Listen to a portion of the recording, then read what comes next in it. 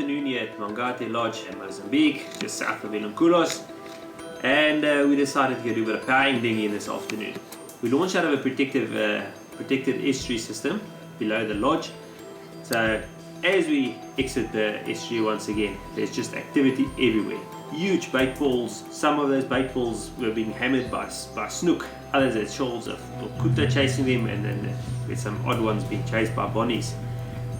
We decided obviously to follow the snoek and the couta, and these fish are, especially the snoek, are very close to shore. We were fishing basically on backline 500 meters offshore, and you literally look for the snoek. You can see them cutting through the water and following the bait balls, and you sort of work out your drift and try and stay in close proximity to those fish. The motors were hardly turned off, and Wesley grabbed his rod and first cast he went straight onto the snoek.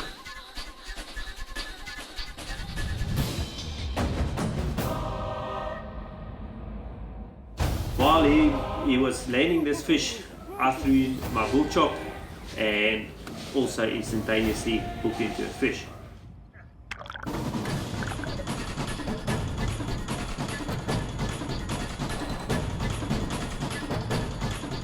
Our guide, Morgan O'Kennedy from Big Blue, skippered the boat and took us to one of those nice small tight bait balls, and we could see the snoek cutting through this bait ball. So we focused on this little bait ball, and we were still looking at the bait ball. Wesley grabbed his rod and threw straight into the bait ball and instantaneously went on with a nice big snoek.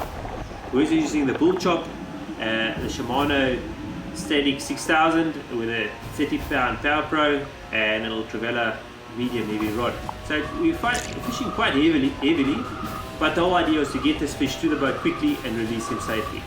Okay, so we're fishing quite heavy for this fish, but the whole idea was to, because there's so many fish, to hook the fish, get him to the boat very quickly, take a quick photo if we need to, and release the fish safely. The snoek had a bit of blood around the mouth, but it looks much worse than it actually is. It's just that where the hook tears into the side of the mouth, there's a bit of blood. We took the hook out, and those fish recovered from that very quickly. The fish was released safely and swam off nice and strongly.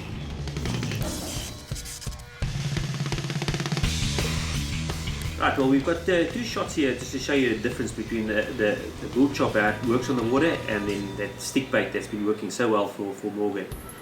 The bull chop is more of a surface lure, which you can give it two actions. You can pull it quite fast and it skips along the water quickly, and you can move it a bit slower and give it a popping action, and you can puff a bit of water from the sort of mouth area and create a bit of sound.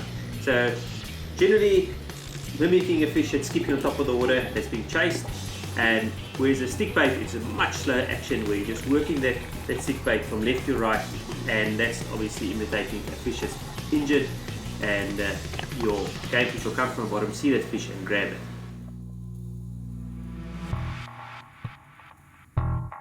There was so much action on the boat, and our cameraman Tim just couldn't withstand it. He grabbed the rod, and he also threw a few lines, eventually hooked into a nice fish.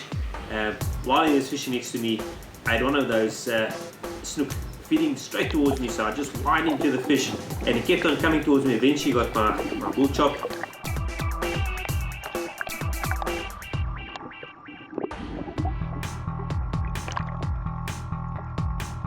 Landed him, I snoek, and released him safely.